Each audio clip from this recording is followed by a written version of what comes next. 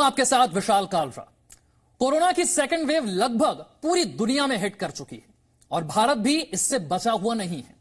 पिछले 24 घंटे की बात करें तो कोरोना के 46,232 नए मामले सामने आ गए हैं और 564 मरीजों की कोरोना संक्रमण से मौत हुई है।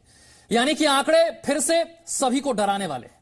ऐसे में कोरोना से निपटने के लिए पीएम मोदी ने बीते दिन एक बहुत अहम बैठक की है और इस बैठक में क्या चर्चा हुई यह आपको बताएंगे। कोवैक्सीन को लेकर अभी स्थिति क्या है, कब तक कोरोना की यह वैक्सीन उपलब्ध हो जाएगी एक आम इंसान के लिए, इन सभी सवालों के जवाब आपको मिलेंगे। और इन सभी सवालों के जवाब के लिए सबसे पहले हमारे साथ जुड़ रहे हैं नीति आयोग के सदस्य डॉक्टर वीके पॉल, जो प्रधानमंत्री मोदी के साथ उच्च स्तरीय बैठक में भी शामिल थे।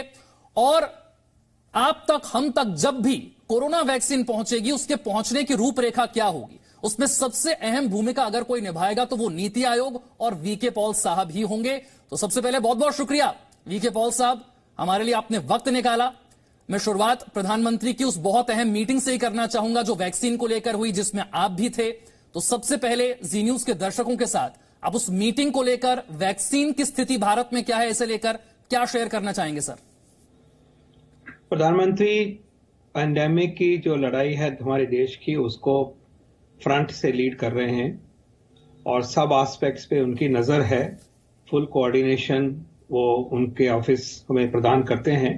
तो उसी श्रृंखला में कल उन्होंने बड़ी मीटिंग को लीड किया, चेयर किया और उन्होंने पैंडेमिक का भी जायजा लिया और साथ साथ बहुत डिटेल में वैक्सीन की तरफ जो हमारी प्रोग्रेस हो रही है, वैक्सीन की अवेलेबिलिटी हो, safe, affordable, effective vaccine available हो, उसकी तरफ जो हमारी R&D हो रही है, मैन्युफैक्चरिंग कैपेसिटी की बातें हो रही हैं और जो रिसर्च हो रही है उसके आउटकम्स किस तरह से सामने आ रहे हैं।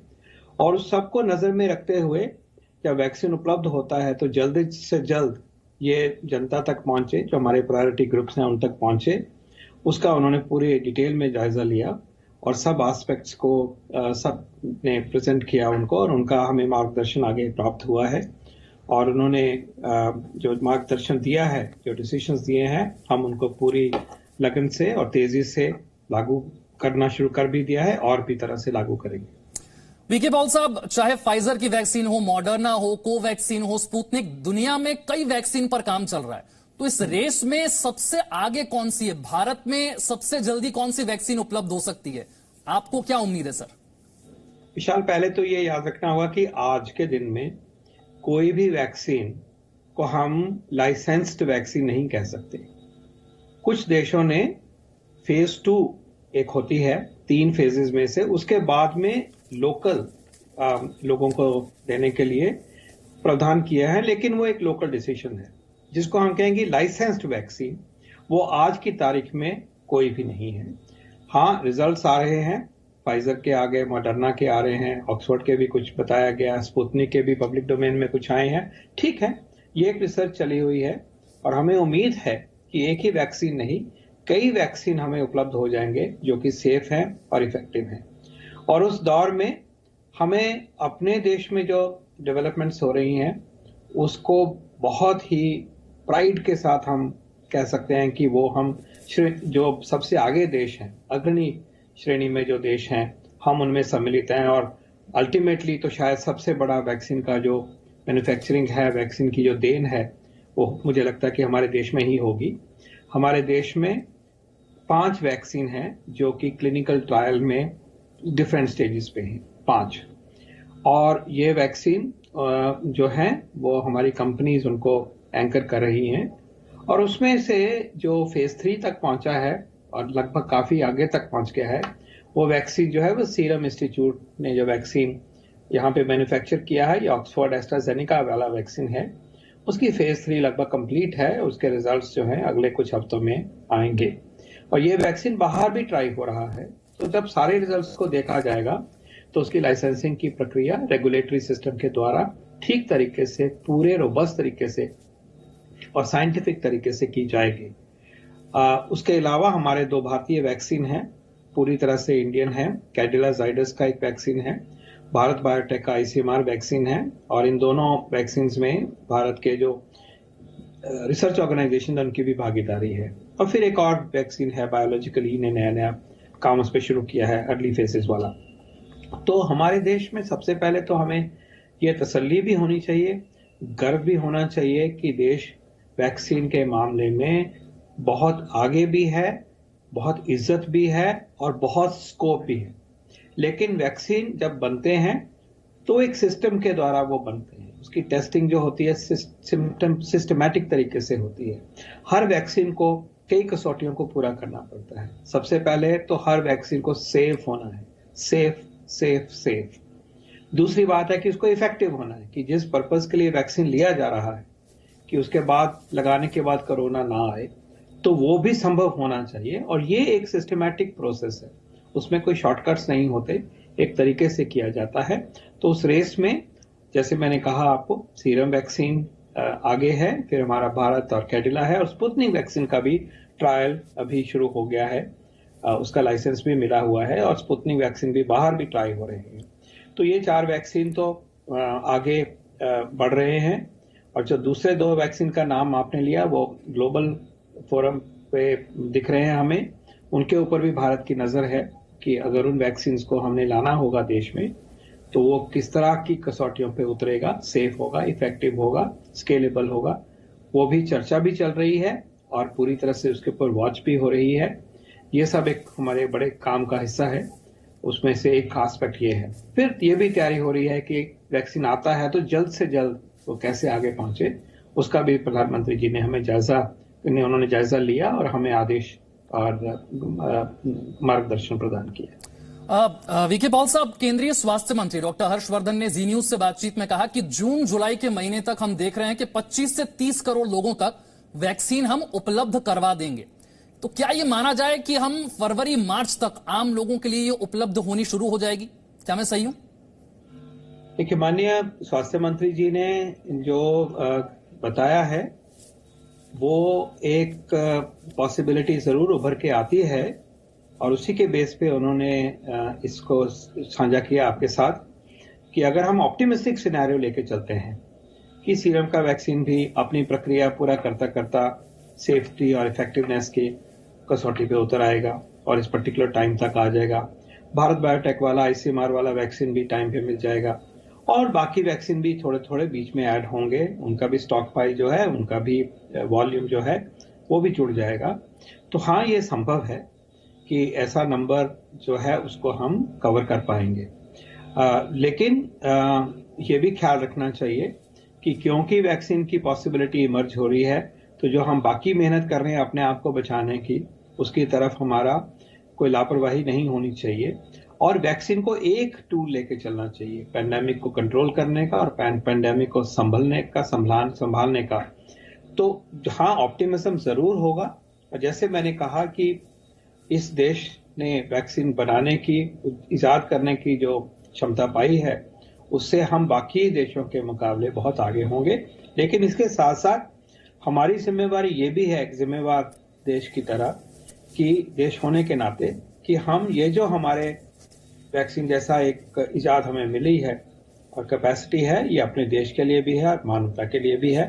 तो हमने देश के लिए भी ये काम करना है, आत्मनिर्भरता भी करनी है, लेकिन मेक फॉर वर्ल्ड भी है, मेक फॉर इंडिया भी है। उन दोनों को साथ में लेके एक बैलेंस तरीके से जो आगे मार्गदर्शन मिल रहा है प्रधानमंत्री जी का, उसको लेके आगे बढ़ेंगे। हाँ, ये संभव है, जैसे स्वास्थ्य मंत्री जी ने कहा कि ये पॉसिबिलिटी रियल है, लेकिन जब तक वैक्सीन लाइसेंस नहीं हो जाता तब तक इन चीजों को हमें उम्मीद की तरह से लेना चाहिए, श्योरिटी की तरह नहीं लेना चाहिए।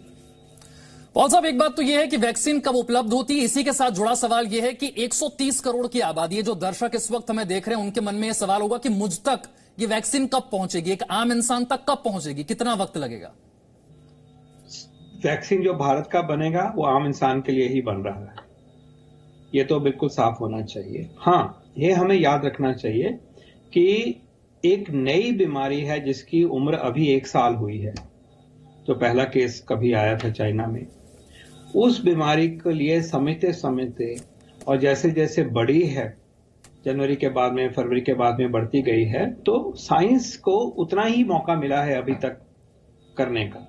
और ये जो वैक्सीन बने हैं अभी तक जितने भी हैं, और शायद 200 से ज्यादा वैक्सीन की पॉसिबिलिटी है, उनमें से 12 वैक्सीन जो है ह्यूमन ट्रायल में है, और उनमें से 5 की चर्चा मैंने अभी ऑलरेडी कर दी।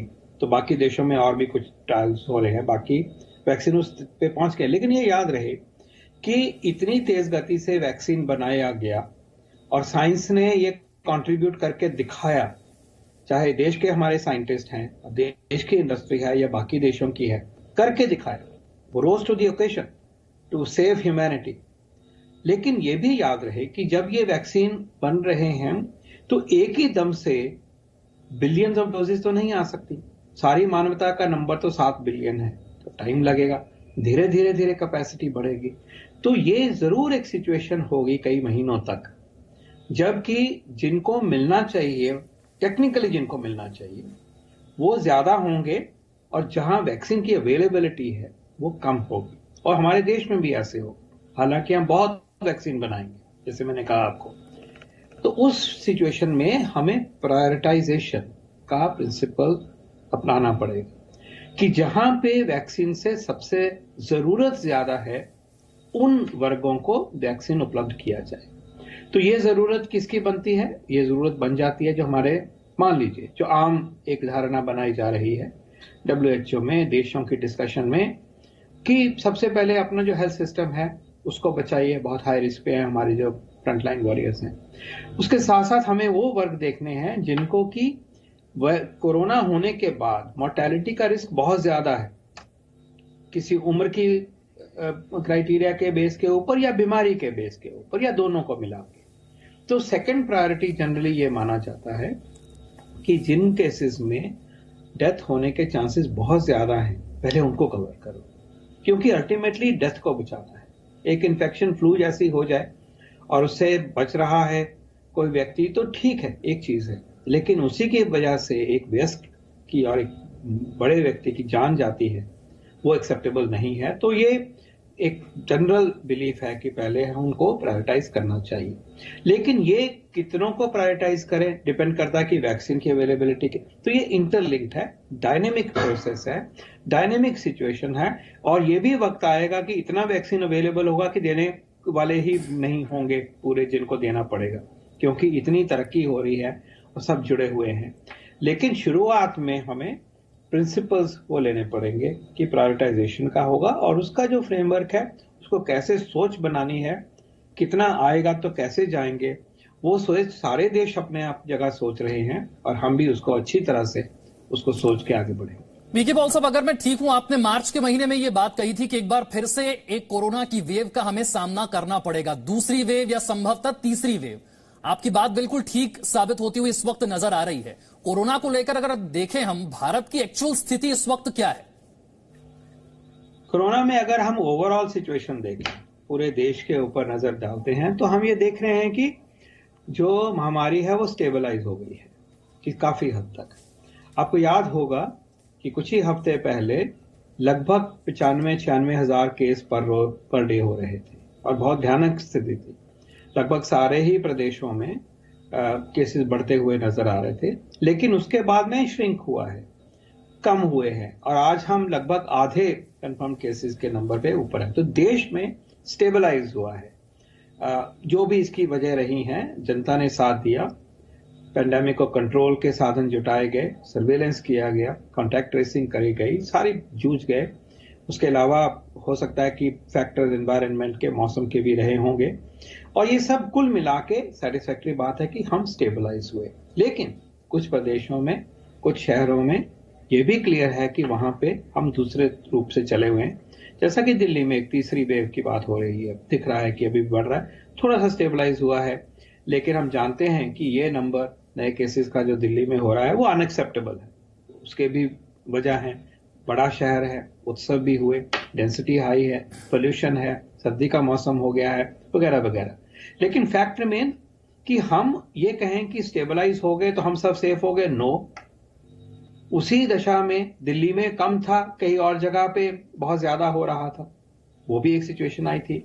जून में दिल्ली में बढ़ गए थे और जुलाई आते आते ठीक हो गया था, बाकी जगह भी बढ़ रहे थे। अनप्रिडिक्टेबल है। हर पॉपुलेशन में, हर जगह में एक ही पैटर्न को एक्सपेक्ट नहीं करना चाहिए। और हमें लापरवाही तो बिल्कुल नहीं लेनी चाहिए, क्योंकि आज भी ये सही बात है कि 80% से भी ज्यादा लोग आज भी हम वायरस की चपेट में आ सकते हैं। इसलिए इस वायरस को सीरियसली लीजिए।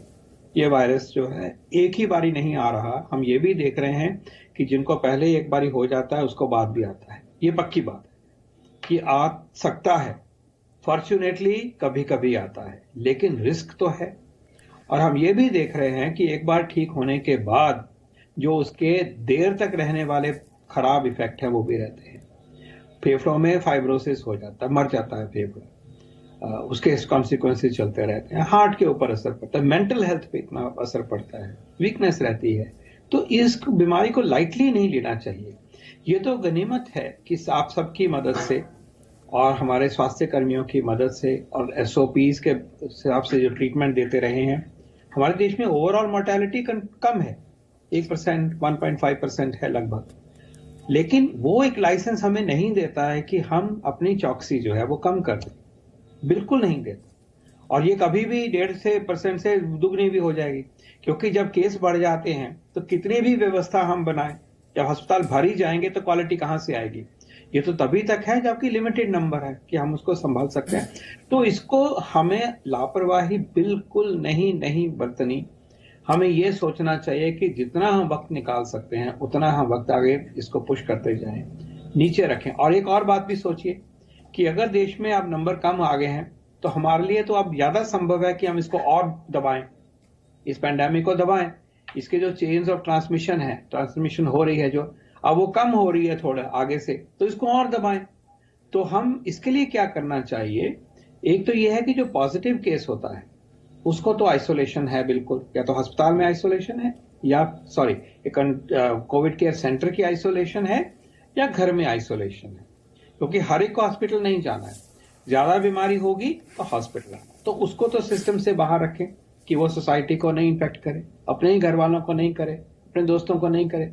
लेकिन जो हम एक चीज चूक जाते हैं वो ये है कि जो इस व्यक्ति के 15-20 कॉन्टैक्ट थे, वो लोग थे जो इसके टच में आए थे, और उसके सिम्टम होने से भी पहले 2 दिन से लेके आज तक जो कॉन्टैक्ट में आए हैं, उन व्यक्तियों को भी हमें अलग करना है, उनको क्वारंटाइन करना है, उनको भी घर में बैठना है, उनको भी दूसरों को बचाना है कि हो सकता है कि उनमें संक्रमण आ गया हो, और अगर आ गया होगा तो वो दूसरों को देंगे और अपनी भी मुसीबत झेलेंगे। इसलिए उनको घर बैठना है, क्वारंटाइन करना है उन व्यक्तियों को जो कि एक पॉजिटिव केस के कांटेक्ट होते हैं। उनमें संक्रमण कहने के लिए हो सकता है किसी में ना हो, लेकिन अगर वो ये लोग घूमते रहेंगे तो अगर एक व्यक्ति ने 4 को दिया है तो वो 1 तो दे ही रहा है, और तो शायद पकड़ में भी आ गया है, रख लिया है, बाकी 4 तो घूम रहे हैं समाज में। तो प्लीज एक बड़ी जिम्मेवारी है हमारी कि पॉजिटिव केस की देखभाल करें, वो एक चीज है, लेकिन जो उसके कांटेक्ट में आए उन सबको हमें वॉलंटरली घर बैठना है, अलग होना है सिस्टम से, और सिस्टम भी इसमें मदद करता है। क्वारंटाइन के रूल्स हैं, ये एक प्रोटोकॉल है, और अब तो इसके ऊपर जुर्माना भी होगा दिल्ली में, तो कि जो क्वारंटाइन के इंस्ट्रक्शन को नहीं मानेंगे, अपने आप को अलग नहीं करेंगे, वो गलत है, क्योंकि वो दूसरों के लिए मुसीबत खड़ी कर रहे हैं। तो मैं विनती करूंगा कि जब हम कोविड अप्रोप्रिएट बिहेवियर की बात करते हैं कि मास्क लगाइए, दूरी रखिए, हाथ को धोइए, उसके साथ साथ ये भी जिम्मेवारी है कि अगर आप ऐसे व्यक्ति के टच में आए जो पॉजिटिव केस है और आप वहां पे मौजूद थे, 15 मिनट से ज्यादा आपका संपर्क था, तो आप क्वारंटाइन में जाएंगे। आप हफ्ता भर होने के बाद अपना या तो टेस्ट करा लेंगे, टेस्ट नेगेटिव है तो आप आइए सामने, काम करिए, खुशी से आइए, और अगर टेस्ट पॉजिटिव है तो फिर वो प्रक्रिया दूसरी होती है। अगर टेस्ट नहीं कराना है तो क्वारंटाइन का पीरियड 14 दिन का होता है, तो 14 दिन अलग रहिए और घर से काम करिए, ये मेरी रिक्वेस्ट है। बिल्कुल सावधानी बरतना बेहद जरूरी है। बहुत बहुत शुक्रिया वीके पॉल साहब, आपने बातचीत के लिए वक्त निकाला। वैक्सीन की स्थिति को लेकर, कोरोना की स्थिति को लेकर यह स्थिति बिल्कुल साफ देश के सामने रखी है। और 2 और खास मेहमान इस वक्त हमारे साथ हैं। डॉक्टर पुनीत मिश्रा हैं, को इन्वेस्टिगेटर हैं कोवैक्सीन के। कोवैक्सीन यानी कि देसी वैक्सीन, जिसका 3rd फेज का ट्रायल शुरू हो चुका है। आपने देखा हरियाणा के मंत्री अनिल विज को उस वैक्सीन का डोज लेते हुए। और साथ ही एक और खास मेहमान प्रोफेसर NK गांगुली, पूर्व DG हैं ICMR के, Indian council of medical research के। सबसे पहले डॉक्टर पुनीत मिश्रा, हमने देखा कोवैक्सीन का तीसरे फेज का ट्रायल शुरू हो गया है। सर, सभी दर्शक जो इस वक्त हमें देख रहे हैं, एक ही सवाल उनके मन में है, ये ट्रायल कब तक खत्म होगा और आम लोगों के लिए वैक्सीन कब तक उपलब्ध हो पाएगी? देखिए, अभी इस संबंध में डॉक्टर पॉल ने बहुत अच्छी तरीके से समझाया कि वैक्सीन में क्या डेवलपमेंट्स हो रहे हैं, किस प्रकार से चल रही है। जहां तक कोवैक्सीन का सवाल है, इसका फेज 3 का ट्रायल स्टार्ट हो चुका है और जो भी पार्टिसिपेंट्स हैं उनको एक डोज दी जा रही है और दूसरी डोज जो है वो 28 दिन के बाद दी जाएगी। और जब 28 दिन के बाद डोज दी जाएगी, उसके बाद उनके नियमित अंतराल पे जो ब्लड के सैंपल्स हैं उसको लिया जाएगा और देखा जाएगा कि उससे कितना जो इम्यूनोजेनिसिटी है वो आ रही है और कितना इफेक्टिव है।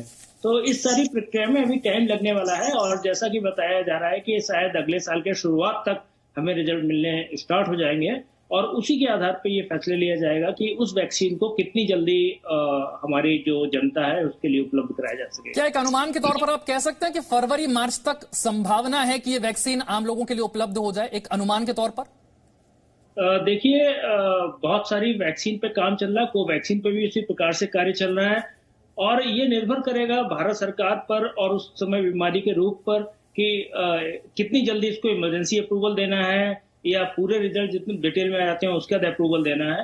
तो जहां तक अभी तक आशा लग रही है वो अगले साल के जो पहला तिमाही है, आप जो कह रहे हैं, मुझे लग रहा है कहीं जनवरी से मार्च के बीच में शायद ये वैक्सीन लाइसेंस हो जानी चाहिए। लेकिन ये सारी चीज निर्भर करेगी कि जो फेज 3 के रिजल्ट है वो किस प्रकार से आ रहे हैं, क्योंकि देखिए अभी भी परीक्षण के स्टेज में है। जो परिणाम है वो अच्छे परिणाम है, लेकिन पूरी तरीके से किसी बात को कह पाने के लिए जब फेज 3 के ट्रायल्स के रिजल्ट्स आने स्टार्ट हो जाएंगे उसके बाद ही इसके ऊपर निर्णय किया जा सकेगा। चलिए, बड़ी बात यहां पर डॉक्टर पुनीत मिश्रा कह रहे हैं, पहली तिमाही अगले साल की जनवरी से मार्च के बीच में संभव है कि वैक्सीन हमें मिल जाए। ये कैसे लोगों तक पहुंचेगी ये तो अलग बात है, लेकिन कीमत के लिहाज से क्या ये आम भारतीय के रीच में होगी?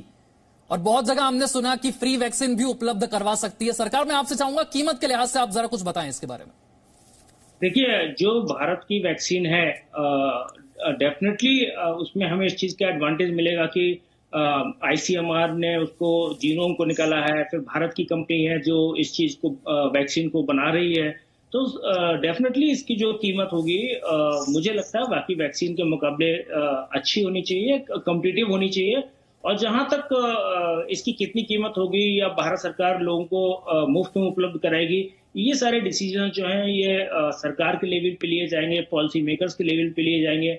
लेकिन हाँ, जहां तक मेरा अनुमान है जरूर इस चीज का पूरा ध्यान रखा जाएगा कि ये वैक्सीन उस प्रकार से इसका मूल्य नियंत्रण हो ताकि आम जनता तक बहुत ही सुविधा से पहुंच जाए, क्योंकि इस वक्त पूरी दुनिया का और हमारे देश की सरकार का, हर आदमी का ये ध्यान लगा हुआ है कि वैक्सीन जैसे ही आती है ज्यादा से ज्यादा लोगों को पहुंच सके। इस चीज का ध्यान रखा जाए कि आप चाहे अमीर हैं चाहे गरीब हैं, आप किसी भी तबके से आते हैं, आपको वैक्सीन मिले ताकि सभी लोग सुरक्षित हो पाए। क्योंकि इस समय हमारे पास जो चुनौती है वो मानवता को सुरक्षित रखने की है, हमारी अपनी मानवता को बचाने की है।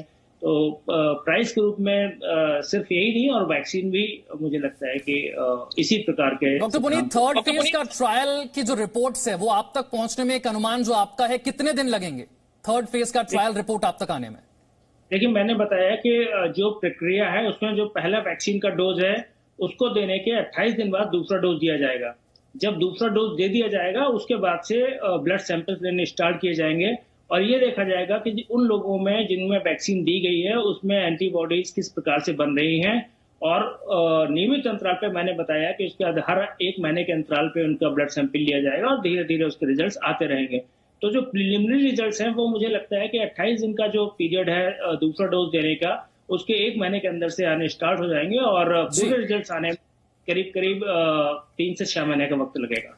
ठीक, प्रोफेसर एनके गांगुली हमारे साथ हैं आईसीएमआर से। गांगुली साहब, पिछले कुछ दिनों में हमने देखा है देश में ओवरऑल केसेस 50,000 से कम रहे, लेकिन देश के कुछ ऐसे, दिल्ली हो गया, महाराष्ट्र, पश्चिम बंगाल, इनमें अचानक से हालात आउट ऑफ कंट्रोल हो रहे हैं।